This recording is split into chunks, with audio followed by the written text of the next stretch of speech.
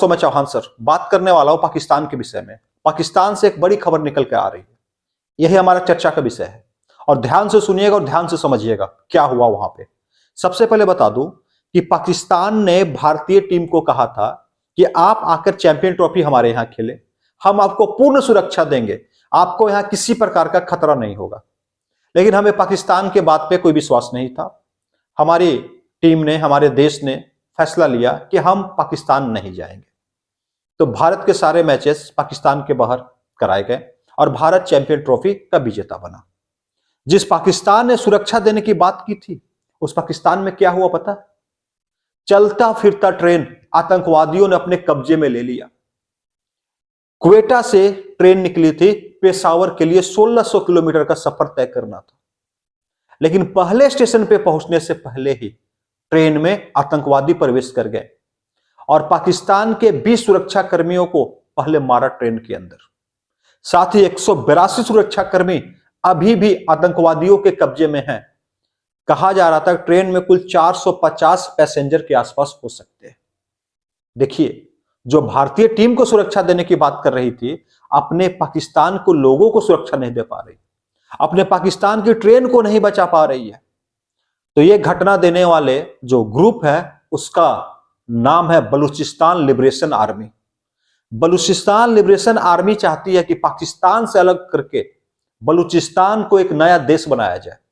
आप समझिएगा ऐसा वो क्यों कर रहे हैं। जब 1947 में हमारा देश आजाद हुआ, तो आजादी के साथ दो नए देश बने थे, भारत और पाकिस्तान। लेकिन जो बलूचिस्तान प्रांत है पाकिस्तान का, वो नहीं चाहती थी कि हम पाकिस्तान के साथ रहें। उनका सोच था एक नया प्रांत, एक अलग देश बने, पाकिस्तान के साथ न रहे। लेकिन पाकिस्तान ने जबरदस्ती बलूचिस्तान को अपने साथ रखा।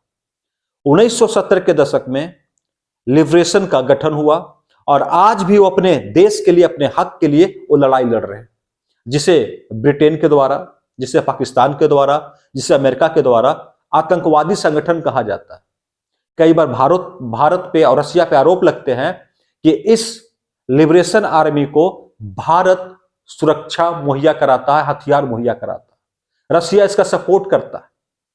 अब जो भी हो, जो भी मैटर हो, कौन किसे सपोर्ट करता है ये मतलब नहीं है।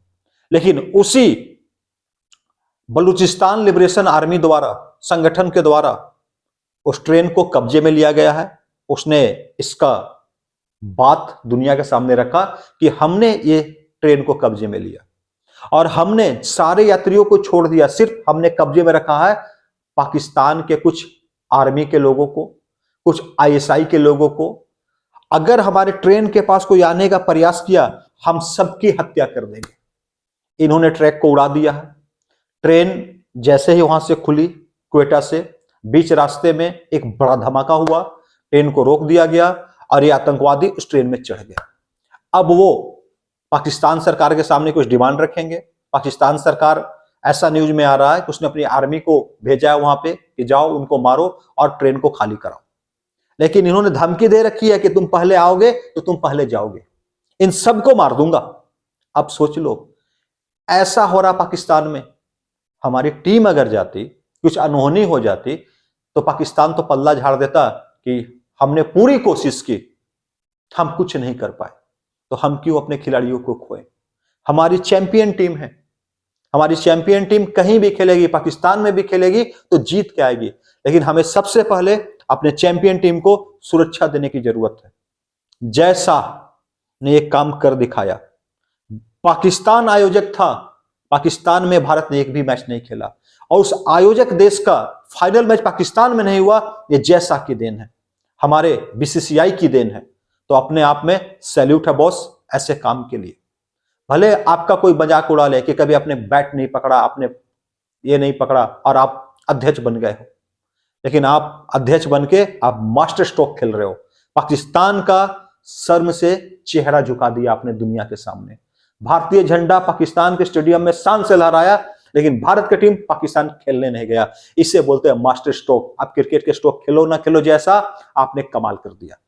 और एक आतंकवादी देश है, ये सुधरेगा नहीं और भारत जैसे टीम को सुरक्षा वहां पे दिक्कत हो सकता था। इसलिए भारत ने तय किया कि हमारी टीम वहां नहीं खेलेगी।